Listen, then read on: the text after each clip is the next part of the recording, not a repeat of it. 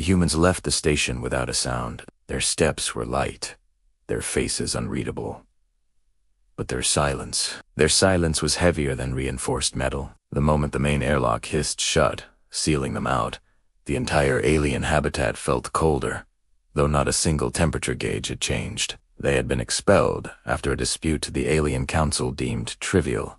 The humans, the Council argued, were disruptive, too loud, too unpredictable, too stubborn to follow the rigid protocols that governed every aspect of life on the station. So the order came down: remove them from shared space, isolate them. To the Council's surprise, the humans accepted the decree without protest. They packed their few belonging stools they had crafted, journals filled with observations, small, strange creations that served an obvious purpose.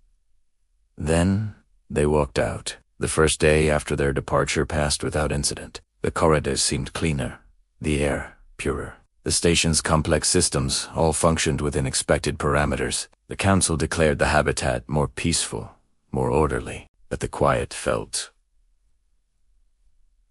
wrong.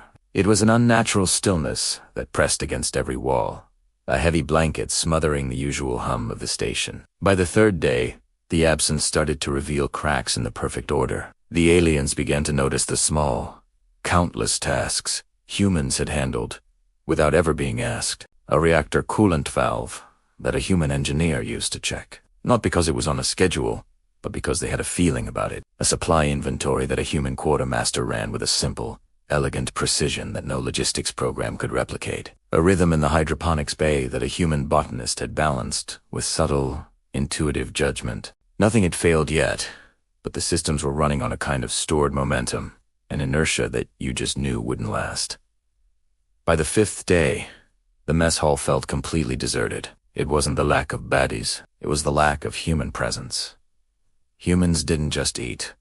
They engaged with their food. They debated with passionate force over trivial matters. They laughed loudly. They ate with a strange, captivating mixture of focused calculation and pure joy. Without them, the vast hall felt like a museum exhibit, a room built for ghosts. The Council dismissed these growing concerns. They spoke of the sanctity of protocol and the beauty of uniformity, but even their own council chambers echoed with the emptiness. Humans had once stood quietly in the back of that room, rarely speaking unless it was absolutely necessary. But when they did speak, their words cut through layers of bureaucratic confusion like a sharpened blade. Their logic had a weight, a grounding in reality that the Council's abstract theories lacked. Now, the chamber felt swollen with empty air and weak, circular reasoning. By the seventh day, the first real, measurable consequence appeared. The station's exterior weather shield calibration began to drift. A senior technician attempted the standard correction protocol. He failed.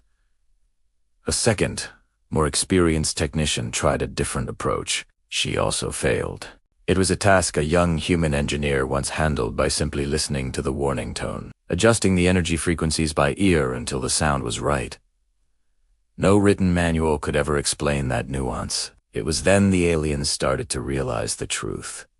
The humans had been performing hundreds, maybe thousands, of these micro-tasks that no one had ever documented, not out of secrecy, but out of a raw intuition that had developed under pressures the aliens themselves had never truly understood. By the 10th day, the entire habitat had entered a state of quiet, grinding strain. Research units that once thrived on the unpredictable, creative collaboration with human scientists felt hollow. Training routines for new recruits lacked their former spark. The station's problem-solving ability, once a point of pride, slowed to a crawl. The absence of humans didn't break the habitat. It simply revealed how much they had been holding it together.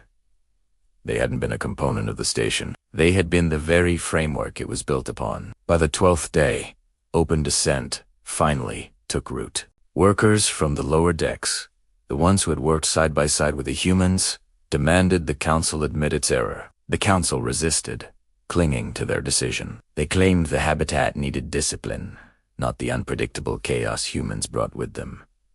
But the workers saw the truth more clearly. Yes, the humans had been disruptive, but not because they were chaotic. They were disruptive because they forced adaptation. They altered the environment simply by existing within it. They pushed systems forward, questioned ancient, unquestioned rules, and solved problems before most people even recognized them as problems. By the 14th day, the habitat had become a perfect replica of what it had been before the humans first arrived decades ago. It was stable, it was predictable. It was rigid, and it was completely, utterly stagnant. The workers now understood what they had truly lost. The humans carried momentum. They generated direction.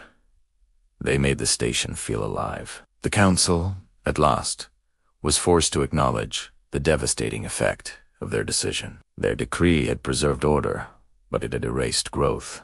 Their banishment had removed the noise, but it had removed all progress along with it. The silence left behind by the humans wasn't quiet. It was a void. A vacuum that was reshaping every structure on the station without laying a finger on it. It was a silence filled with a meaning louder and more profound than any human voice had ever been.